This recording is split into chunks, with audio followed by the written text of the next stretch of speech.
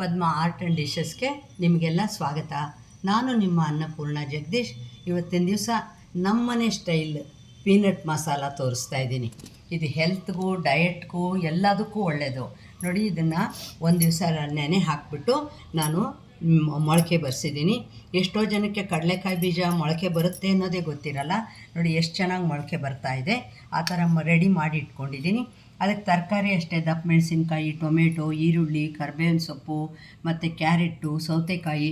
ನಿಮಗೆ ಇಂಥದ್ದೇ ಅಂತೇನಿಲ್ಲ, ಯಾಕೆಂದ್ರೆ ನಾನು ಮೊದಲೇ ಹೇಳ್ತಾ ಇದ್ದೀನಲ್ವ, ಡಯಟ್ ಪೀನಟ್ ಮಸಾಲ ಅಂತ ಹೇಳಿ. ಅದಕ್ಕೆ ಇದೆಲ್ಲ ತರಕಾರಿ ಇಟ್ಕೊಂಡಿದ್ದೀನಿ. ಬೇಕಾದರೆ ಟೇಸ್ಟ್ಗೆ ಖಾರ ಹಚ್ಚಿದ ಅವಲಕ್ಕಿ, ಸೇವು, ಅದು ನಿಮ್ಮ ಇಷ್ಟ. ಯಾಕೆಂದರೆ ಡಯಟ್ ಇದು ಮಾಡೋರು ಇದನ್ನು ಬಿಟ್ಬಿಡ್ಬೋದು. ಮಿಕ್ಕಿದ ತರಕಾರಿ ಇದು ಹೆಲ್ತ್ಗೂ ಒಳ್ಳೆಯದು ಅಂತ ಗೊತ್ತಲ್ವ ನಿಮಗೆ, ಕಡಲೆಕಾಯಿ ಬೀಜ ಅದನ್ನೆಲ್ಲ ಇಟ್ಕೊಂಡು ರೆಡಿ ಮಾಡ್ತಾಯಿದ್ದೀನಿ. 1 ಸ್ಪೂನ್ನಷ್ಟೇ ಎಣ್ಣೆ ಇಟ್ಕೊಳ್ಳಿ, ಜಾಸ್ತಿ ಬೇಡ. ಕೆಲವರು ಅದನ್ನ ಎಣ್ಣೆ ಕೂಡ ಸ್ಕಿಪ್ ಮಾಡ್ತಾರೆ, ಯಾಕೆಂದರೆ ಡೈರೆಕ್ಟೇ ತರಕಾರಿಗಳನ್ನು ಕೂಡ ನೀವು ಹಾಕ್ಬಿಡ್ಬೋದು. ನೋಡಿ, ಇದನ್ನು ನಾನು ಫಸ್ಟು ಎಣ್ಣೆ ಕಾದ ಮೇಲೆ ಇದು ಹಾಕ್ತಾಯಿದ್ದೀನಿ. ಈರುಳ್ಳಿ ಹಾಕ್ತೀನಿ. ನೋಡಿ, ಈರುಳ್ಳಿ ಸ್ವಲ್ಪ ಇದಾಗ್ತಾಯಿದೆ ಅಲ್ವಾ. ಇವಾಗ ನಾನು ಬೇರೆ ತರಕಾರಿಗಳು ಇಟ್ಕೊಂಡಿದ್ನಲ್ಲ, ಸೌತೆಕಾಯಿ ಮತ್ತು ದಪ್ಪ ಮೆಣಸಿನ್ಕಾಯಿ, ಇದಕ್ಕೆ ತುಂಬ ಜಾಸ್ತಿ ನಾನು ಬೇಯಿಸ್ತಾ ಇಲ್ಲ ತರಕಾರಿ. ಇದೆಲ್ಲ ತರಕಾರಿನೂ ಹಾಕ್ಬಿಟ್ಟಿದ್ದೀನಿ ನೋಡಿ. ಯಾಕೆಂದರೆ ಇದು ಡಯಟ್ ಅಂತ ತಿನ್ನೋರಿಗೆ ತರಕಾರಿ ತುಂಬಾ ಬೇಯಬಾರ್ದು. ಅದಕ್ಕೋಸ್ಕರ ಈ ಥರನೇ ರೆಡಿ ಮಾಡ್ತಾಯಿದ್ದೀನಿ ನಾನು.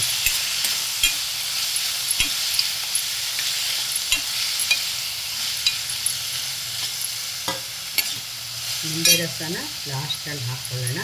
ಅದು ಅವ್ರಿಗೆ ಬೇಕಾದಾಗ ತಿನ್ನೋವಾಗ ಹಾಕ್ಕೊಂಡ್ರೆ ಚೆನ್ನಾಗಿರುತ್ತೆ.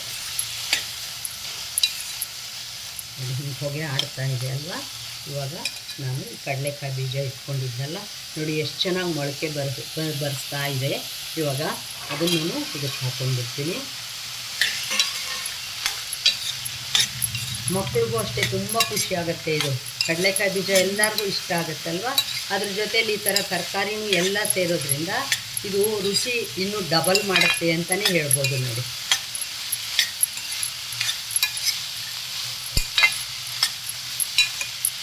ಇದೆಲ್ಲ ಚೆನ್ನಾಗಿ ಬಿಸಿ ಆಗ್ತಾ ಇದ್ದಾಗ ನಾನು 1 ಚಿಟಿಕೆ ಅರಿಶಿನ ಮತ್ತು ಒಂಚೂರು ರುಚಿಗೆ ತಕ್ಕಷ್ಟು ಉಪ್ಪು ಮತ್ತು ಖಾರದ ಪುಡಿ ಒಂದು ಸ್ವಲ್ಪ, ಖಾರ ನಿಮಗೆ ಬೇಕಾದಷ್ಟು ಹಾಕ್ಕೊಳ್ಬೋದು. ಮತ್ತು ನಾನು ಚಾಟ್ ಮಸಾಲ ಮಾಡೋದು ತೋರಿಸಿದ್ದೀನಿ ನಿಮಗೆ, ಯಾಕೆಂದರೆ ನಾನು ಹಿಂದೆಯೇ ತೋರಿಸಿದ್ದೀನಿ. ನೋಡಿ, ಇದನ್ನು ಹೀಗೆ ಹಾಕ್ಕೊಂಡ್ಬಿಡಿ. ಎಲ್ಲ ಹೀಗೆ ಮಿಕ್ಸ್ ಮಾಡ್ತಾಯಿದ್ದೀನಿ.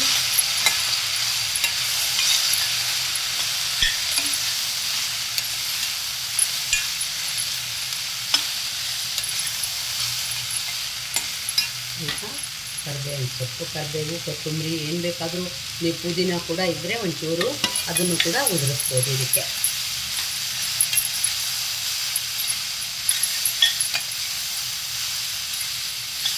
ಮಾಡಿ ಚಾಟ್ಸ್ ಥರ ಆಗಿಂದಾಗೆ ತಿಂದ್ರಂತೂ ಇದು ತುಂಬ ಸೂಪರಾಗಿರುತ್ತೆ. ರುಚಿ ಅಂತೂ ಇದ್ರದ್ದು.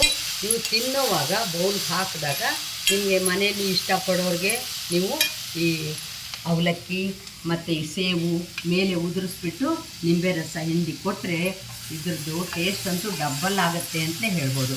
ನೋಡಿದ್ರಾ, ನಮ್ಮನೆ ಸ್ಟೈಲು ತರಕಾರಿ ಎಲ್ಲ ಹಾಕಿ ಮಾಡಿರೋ ಪೀನಟ್ ಮಸಾಲ, ಅಂದರೆ ಕಡಲೆಕಾಯಿ ಮಸಾಲ ಅಂತ. ನೋಡಿ, ಹೆಸರು ಎಷ್ಟು ಚೆನ್ನಾಗಿದೆ ಅಲ್ವಾ, ಪೀನಟ್ ಮಸಾಲ ಅಂತ. ನೋಡಿ, ಇದು ಈಗ ರೆಡಿ ಆಯಿತು. ನಾನು ಮೊದಲೇ ಹೇಳಿದ್ದೀನಿ ತುಂಬ ಬೇಯಿಸಬೇಡಿ ಅಂತ ಹೇಳಿಬಿಟ್ಟು. ಈಗ ಇಷ್ಟಾದಮೇಲೆ ಇದನ್ನು ನೀವು ಇಳಿಸಿಟ್ಕೊಂಡು ಸರ್ವ್ ಮಾಡ್ಬೋದು. ಇಷ್ಟ ಇರೋರಿಗೆ ಮಾತ್ರ ಹಾಕಿ ಅವಲಕ್ಕಿ, ಸೇವು, ಇದು ಇಲ್ಲಾದವ್ರಿಗೆ ಬೇಡ.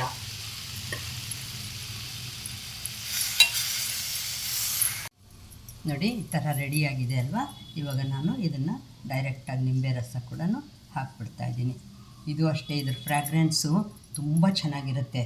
ಮಧ್ಯ ಮಧ್ಯ ಖಾರ, ಉಪ್ಪು, ಹುಳಿ ಎಲ್ಲ ಸೇರುತ್ತಲ್ವ, ಅದರಿಂದ ಇದು ನಿಮಗೆ ಸ್ಪೆಷಲ್ ಟೇಸ್ಟ್ ಬಂದಿರುತ್ತೆ. ನೋಡಿ, ಇದು ರೆಡಿ ಆಯಿತು.